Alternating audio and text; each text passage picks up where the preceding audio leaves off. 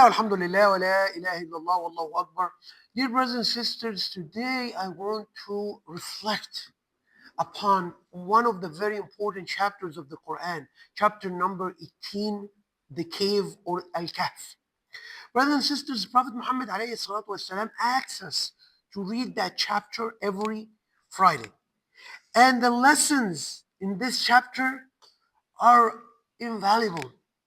This chapter is as if it's talking to us right now. The first story which that chapter is discussing is about persecution.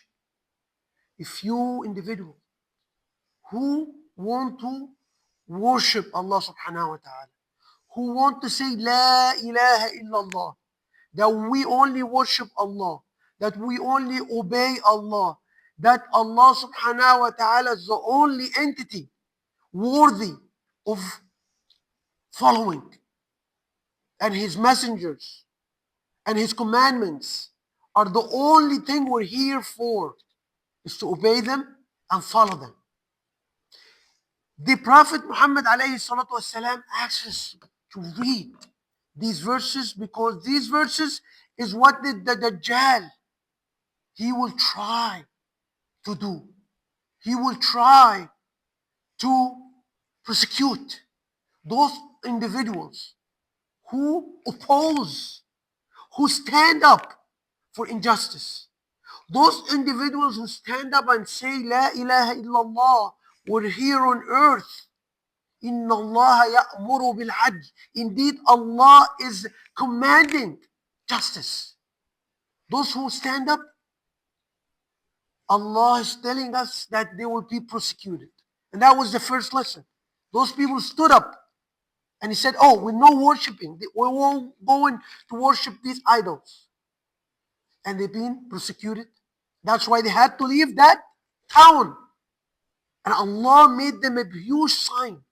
So the lesson is we need to stand up for justice. We cannot stay still. We cannot think that things will change on their own. Unfortunately, that's not gonna happen. And you come to the second story. The second story is about the showing off, ask for validation. Same as if it's talking to our time right now. The social media and how people discussing their life, bragging about their positions, bragging about what they have, houses or clothes or body. Social media became a stage to show nudity, to show all kind of things which people are asking for validation. They're asking for likes. They're asking for others to say, oh, you're doing good. Same thing like they happened in the story of the guy who owned a huge garden and he was bragging about his garden and how his garden is so beautiful and he has so many produce and so many fruits. And Allah is telling him that Allah is the one. Be grateful. Be grateful and don't brag, because those who don't have the means, it will create hard feelings. They will feel that they're left behind. So when you are dealing, don't show off. And this is something to all the brothers and sisters. Do not put your life on social media. Then you come to one of the important stories, the beginning of the story of Musa alayhi salam is knowledge. As if the Quran is telling us that don't be so arrogant that you know everything. Even the Prophet Musa alayhi salam, one of the prophets, Allah is telling him that you, even if you're a prophet, you don't know everything.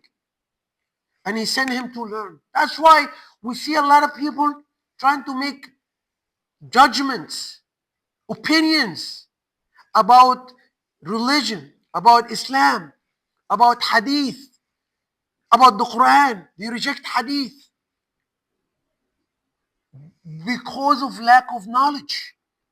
They don't have the knowledge, and they think that the religion of Allah doesn't require us to be knowledgeable. Islam is a scholarship. Islam is all about understanding, and it's a scholarship that's been for almost 1450 years. So nobody with no knowledge is going to come and say, I reject this or accept this. You have to have proofs. You have to have criteria in order, and you have to have knowledge. And this is very important in our time, where also the Dajjal comes and plant in people's mind doubts about their religion.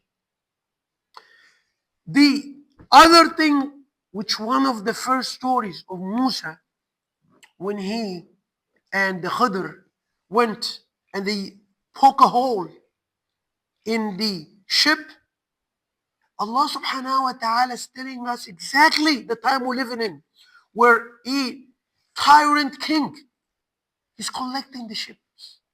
The king has so much money, so much positions, so many treasures, but he's still looking at the money, at the positions of who? Poor, the poor, the masakin, those who cannot even, don't have the daily meal. He looks at it. He won't, because that shows greed. That the people on the top is still, even if they got mountains of gold, they need more. And on the expense of the poor. As we see, very evident right now in all the countries, all the Middle Eastern countries, all the South Asian countries, all even in America, is the rich doesn't want the poor to have anything.